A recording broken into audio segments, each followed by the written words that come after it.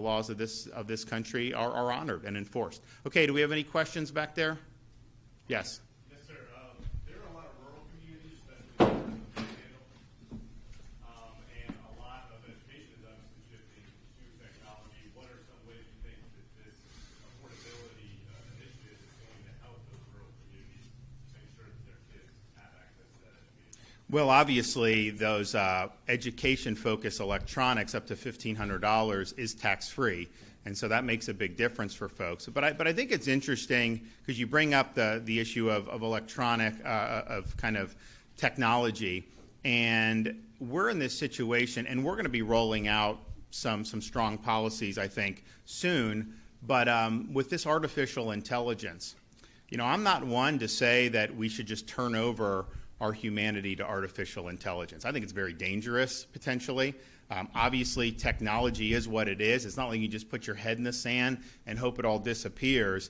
But if you look at what the shape of the economy could be like in the future with artificial intelligence, you're talking about major upheavals in jobs and in businesses. And I know that there's some, they actually passed in the U.S. House of Representatives, they passed a measure that said no state can do anything affecting artificial intelligence for the next 10 years. Now, fortunately, the Senate didn't support that, and it didn't get into law, but that was passed, and that was passed by Republicans, by the way. That basically means that we're going to be at the beck and call of Silicon Valley tech overlords. That's not what I want for the state of Florida. So I think it's going to be, as you look at what's happening, what are we going to be able to do to make sure that, it's one thing for technology to enhance the human experience. It's another thing for technology to try to supplant the human experience and to act like humans don't even really need to think for themselves because they just have, these machines that are going to be churning out. And incidentally, artificial intelligence is wrong a lot of the time.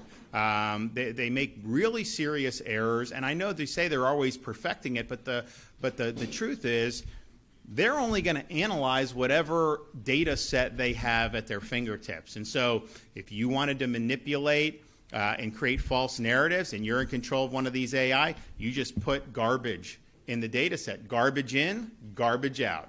That's what will end up happening. So I think that these are really profound questions, and I think that to strip the states of our authority to be able to protect people. I mean, I just signed legislation a couple months ago, legislature passed.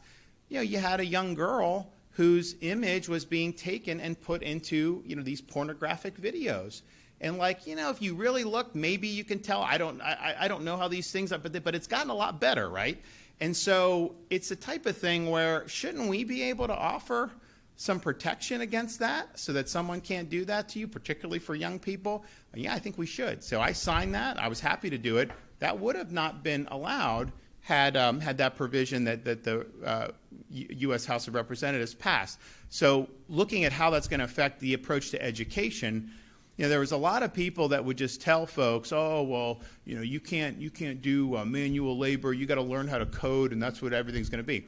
And actually, with AI, it may just be the opposite of that, right? Because AI is not going to be able to supplant, the need to have some of these skilled craftsmen to be able to do things to the extent that it may be able to supplant the kind of white-collar job who's like processing claims or doing things in like a law firm or things of that nature. Although their legal analysis, I think people have pointed out, they misrepresent cases and stuff like that. So I think that there's a lot of perils there too.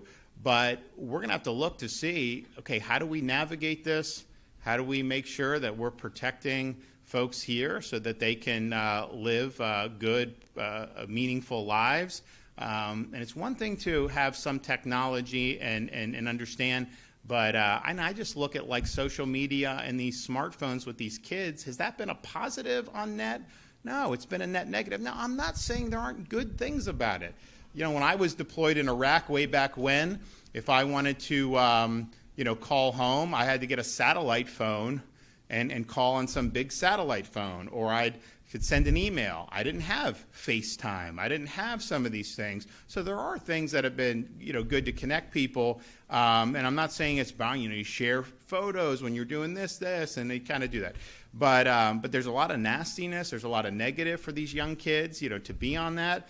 And the amount that they're on their phone, I think that anyone would say, we would be better off reducing that. And in Florida, we banned cell phones, from classroom instruction. And I think that was the right thing to do with that. And I think the learning ends up being better.